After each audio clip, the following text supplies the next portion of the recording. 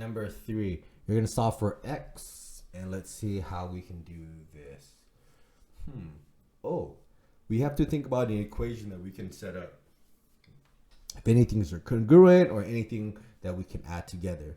We can't add all the arcs together because we have something's missing. Ooh, but notice, I have this part, which is already known, which is 45.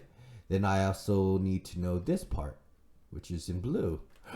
That does form this diameter or this semicircle. So we can say that arc of VS, which is 180 degrees, of course, that's going to be equal to the arc of VR, which is 45 degrees, plus the arc of RS, and we know that is 6x plus 33.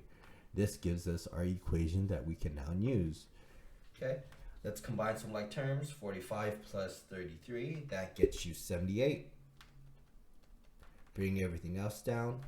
Minus 78 to both sides. This does cancel. 180 minus 78 gets you 102 is equal to 6x. 102 divided by 6, that gets you x is equal to 17.